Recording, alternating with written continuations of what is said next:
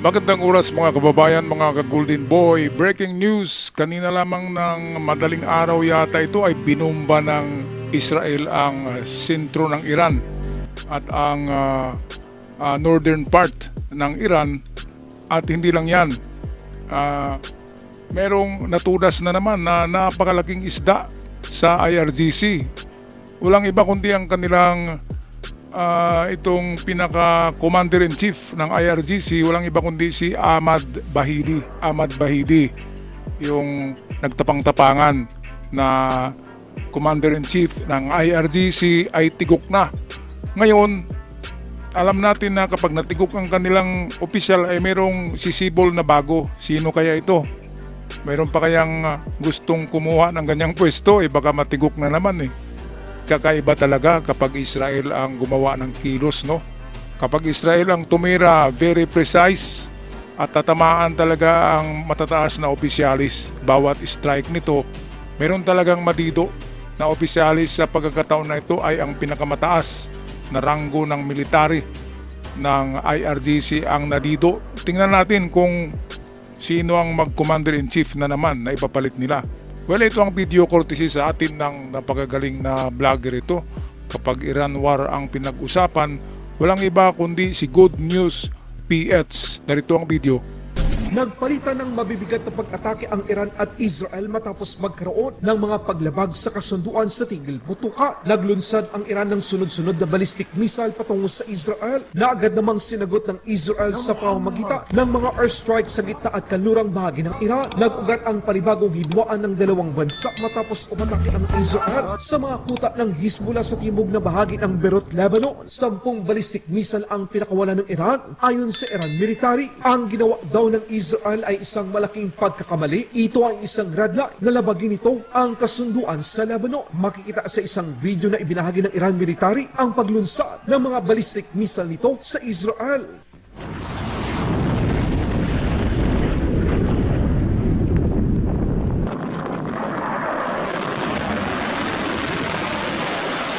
Nako, ito yung pinakawalan nila na unang salbo. 4 yan na ballistic missiles pinakawalan ng Iran papuntang Israel, pero na-intercept din ng Iron Dome pagdating sa Israel. Ito yung pangalawang salbo. Dalawang salbo pa yan, kaya pala 10 ballistic missiles pinakawalan ng Iran papuntang Israel.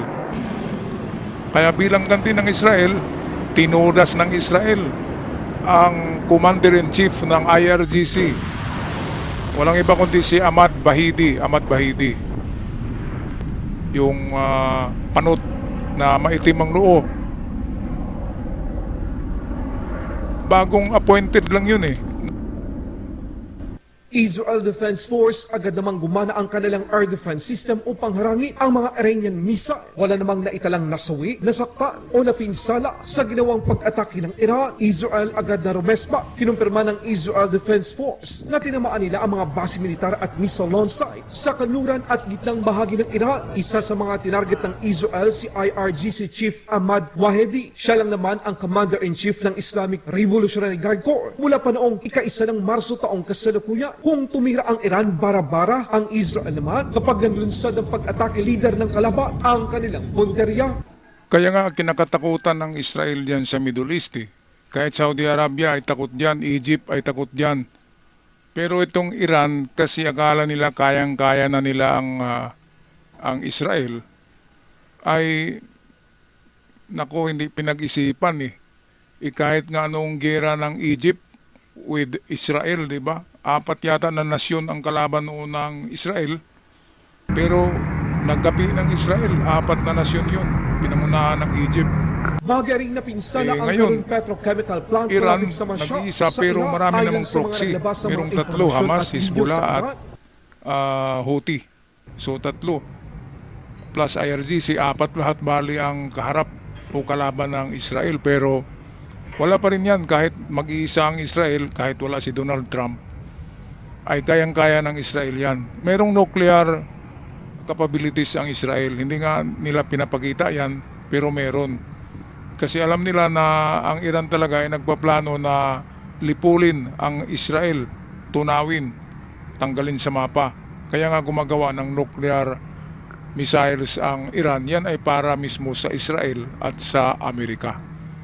Pero ngayon parang merong balita na nagalit daw si Trump sa ginawa ni Netanyahu na pagbomba sa Iran dahil makompromiso yung peace talk.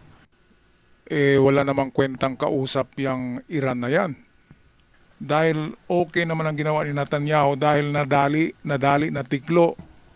natiklo yung pinaka-chief commander ng IRGC na si Amit Bahadi. Bagong appointed lang yun. Mga isang buwan pa lang yata kasi namatay din yung dahil din sa strike, precision strike ng Israel. Patay na yung unang IRGC commander. Itong pumalit si Amit Bahidi ay grabe daw din ang ang record sa terorismo. Kaya nasa listahan siya ng Mossad. Ang Mossad ang pinaka number one spy in the world, ang Mossad. Kaya kapag Mossad ang kikilos, talagang malalaman kung nasaan ka eh. Kaya pwede kang puntiriyahin ng Israel anytime, anywhere sa planeta.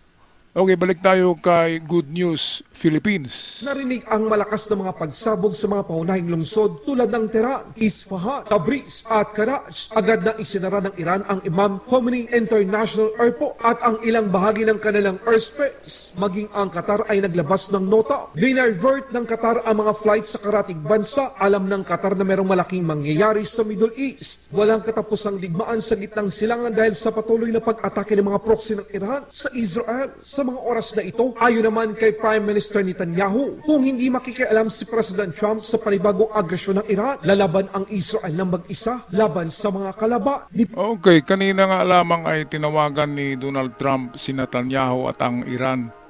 At parang si Donald Trump na ang namagitan na tigil nyo muna yan kasi mayroong importanteng peace negotiation. Nakasalalay dito ang nuclear nuclear enrichment ng Iran. Kung matuloy kasi itong negosasyon na ito ay papayag na ang Iran na tanggalin yung kanilang mga ginawang nuclear bomb o nuclear facilities at nuclear enrichment. Kasi napakalaki, mas malaki pa yata sa Rusya. Kapag natapos yung enrichment na yan, ang Iran ang pinakamaraming nuclear sa buong mundo. Kasi nga, binjans ang kanyang iniisip eh. Tunawin niya ang Amerika, tunawin niya ang Israel, at kung sino-sino pang tutunawin niya. Kaya isang tawag lang ni Trump eh, nakikinig naman si Netanyahu. Pero at least, deadball na yung isang Bahidi, di ba? Amit Bahidi, ang tinaguriang new appointed Commander-in-Chief. Commander-in-Chief of IRGC, pinakamataas na ranggo yan sa IRGC, tigok na. At sigurado ngayon ay mayroon naman silang bagong ipapalit. At sigurado, after 1 month, tigok na naman yan. Kaya sana diyan sa IRGC, wag na kayong sumunod sa wag nyo nang palitan yung yung namatay na surrender na kayo, wala na kayong commander-in-chief eh.